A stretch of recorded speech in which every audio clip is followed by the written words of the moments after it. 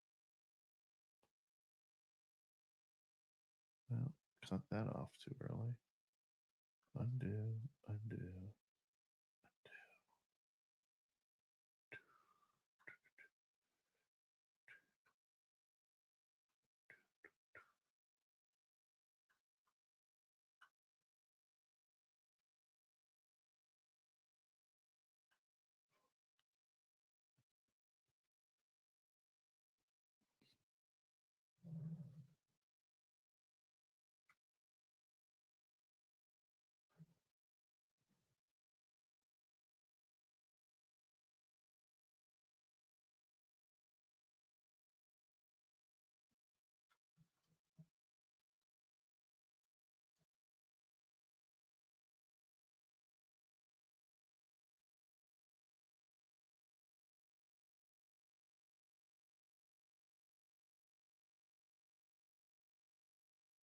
I think I'm re-signing up for the gym tomorrow.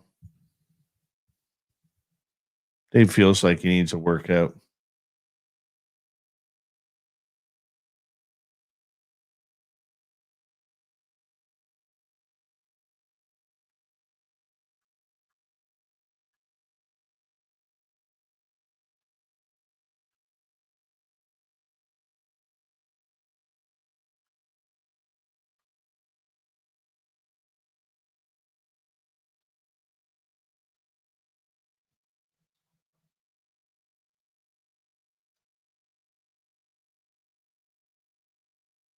I will try and figure out how to put archives in.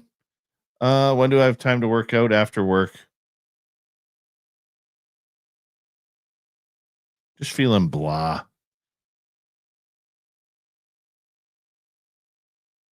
Feeling blah. Time to go back. I like the gym. I do. It's staying motivated that hurts. Gotta push through it.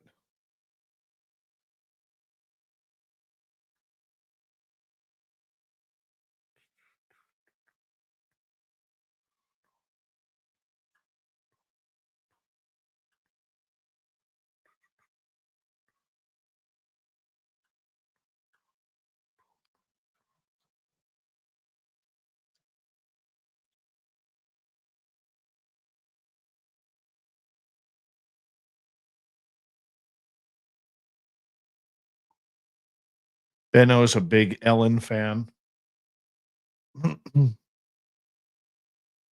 Still trying to figure out what Portia de Rossi ever saw in her. They've been together forever. Remember Portia de Rossi from Ally McBeal? It was like, oh,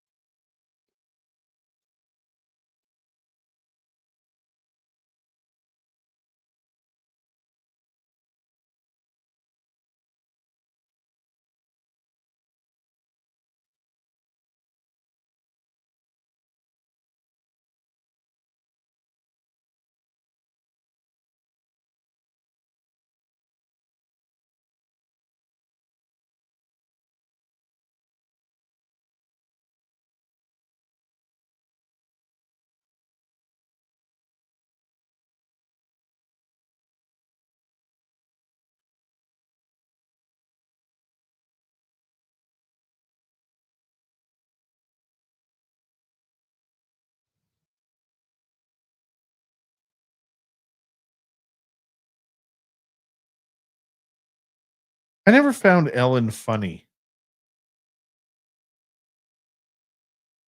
It's like Ray Romano.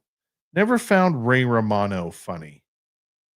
Bob Saget, not funny. Dave Coulier, not funny. Bill Berg, not funny.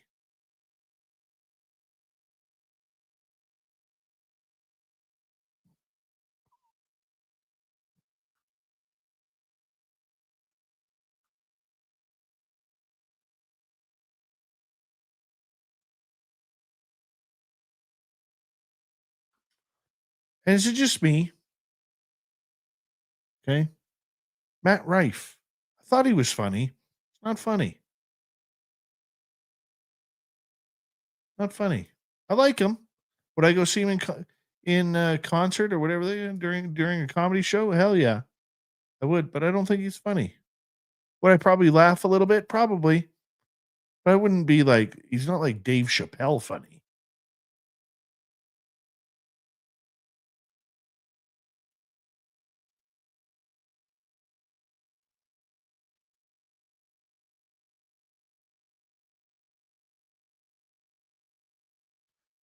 See, I disagree. I think Jerry Seinfeld is funny in a different way. AJ, what's happening? John Candy was funny. John Candy was big time funny.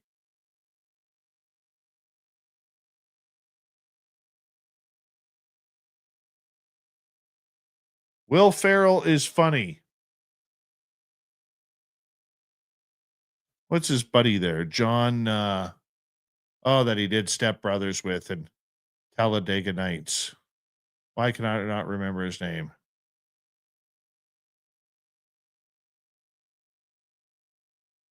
No,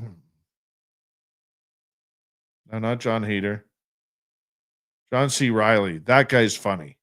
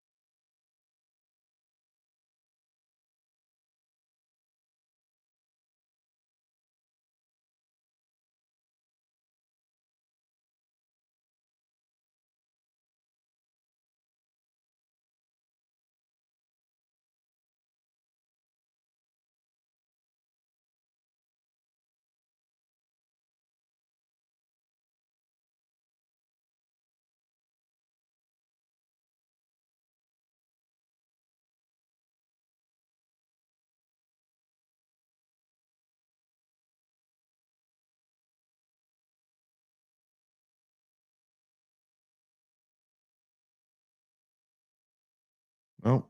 Not funny.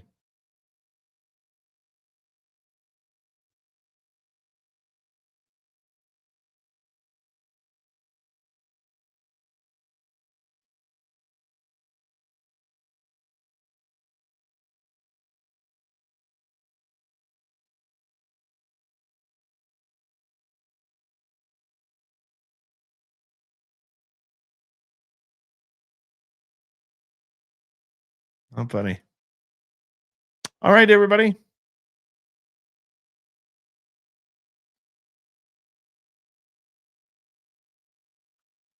going home. Thank you to everybody who gave us a thumbs up tonight. Thank you to everybody who hit subscribe. Thank you to everybody who shared the show. We'll be back tomorrow night with our main man, Merle. Paranormal Road Trippers, Ghosts of the Great White North, his favorite ghost stories of 2025. And of course, we'll see you all here as well, 9 p.m. Pacific, midnight Eastern. Keep your eyes open. We'll see you tomorrow, everybody.